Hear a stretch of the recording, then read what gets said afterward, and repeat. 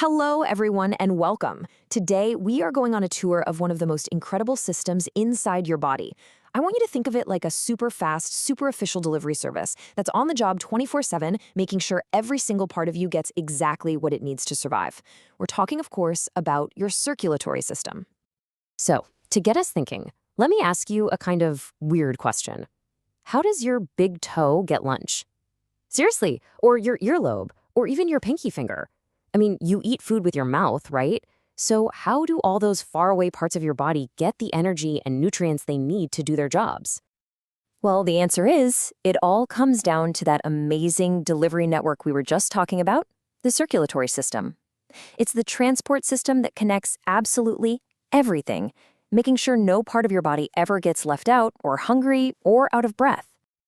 Okay, so here's our roadmap for today's tour. First, we'll get a handle on its job as a delivery service. Then we'll meet the team that makes it all happen. After that, we'll zoom in on the heart, follow a drop of blood on its incredible journey, and finally, we'll wrap up with how you can keep your own system healthy and strong. Let's get started. All right, first up, the delivery service. And let me tell you, this is probably the most important transport network you will ever have. So what is it exactly? Well, in simple terms, it's the body's transport system. Its whole job is to move blood to every single cell. It's responsible for delivering all the good stuff, like oxygen and nutrients, and then picking up the trash, like carbon dioxide, and taking it away. Every great delivery service needs a great team, right? And the circulatory system has three main players that work together perfectly to get the job done. So let's meet them. So the team is made up of these three key parts. First, you've got the heart. That's our powerful pump. Then you have the blood vessels. Think of these as all the roads and highways. And finally, you have the blood itself. That's the super important cargo being delivered. The pump, the roads, and the cargo. Pretty simple when you think about it that way. Okay, the heart. This is the engine of the entire operation. It's an unbelievably strong muscle, and it's about the size of your own fist. Its only job is to pump, and it never, ever stops. It's just contracting and relaxing, pushing blood all through your body, day and night. Now for the roads. We've got three different kinds. First are the arteries. Think of them as the big highways, carrying blood away from the heart. Since this blood is coming right from the pump, it's under high pressure, which is why artery walls are thick and stretchy. And here's a great tip to remember this. R is for artery and away from the heart. Veins, on the other hand, bring blood back to the heart. And then there are the capillaries. These guys are the tiny little neighborhood streets where the actual deliveries happen. They are so thin, only one cell thick, so oxygen can easily pass out to the cells and waste can pass back in. And what about the cargo? Your blood. It's not just some red liquid. It's actually its own little team with four parts.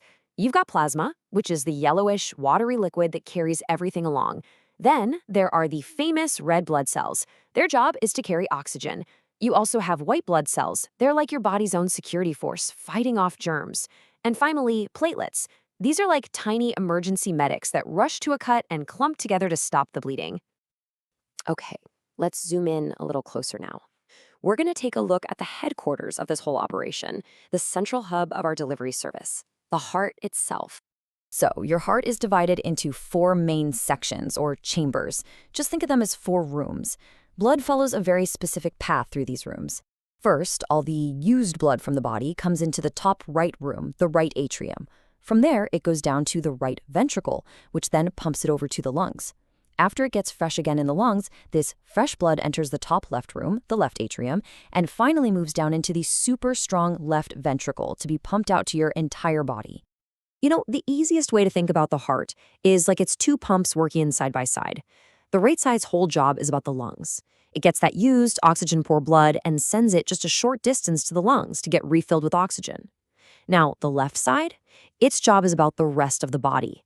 It gets that fresh, oxygen-rich blood from the lungs and then has to pump it everywhere else.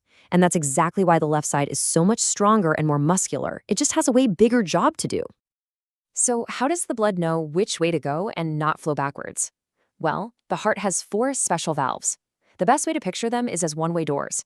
They swing open to let blood flow forward from one chamber to the next, and then they snap shut to make absolutely sure it can't go backward. It's a pretty perfect system, right? And now for the really cool part.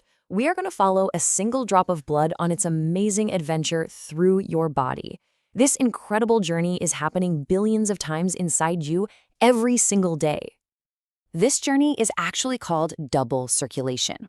Why? Because it's made of two connected loops, or circuits. And this is a really smart design. By having two separate loops, your body can keep the fresh, oxygen-rich blood completely separate from the used, oxygen-poor blood. This makes the whole delivery process way more efficient. So here are the two loops. The first one is the pulmonary loop. Pulmonary just means it has to do with the lungs. So this is a short trip from the heart to the lungs to grab oxygen and right back to the heart. The second, much bigger loop is the systemic loop. This is the journey from the heart out to the entire body system to deliver all that oxygen and then all the way back to the heart again. So let's trace that full path one more time just to make sure we've got it. Step 1, used blood, full of waste like carbon dioxide, comes back from the body and enters the right side of the heart.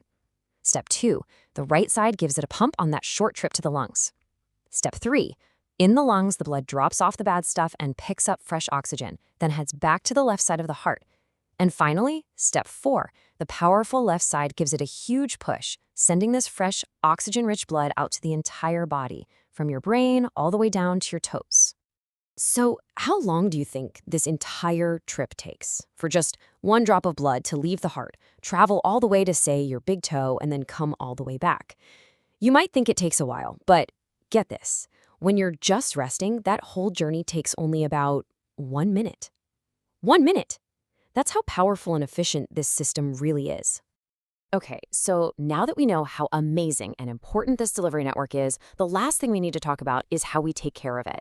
Because the choices you make every single day have a huge impact on how well your circulatory system works.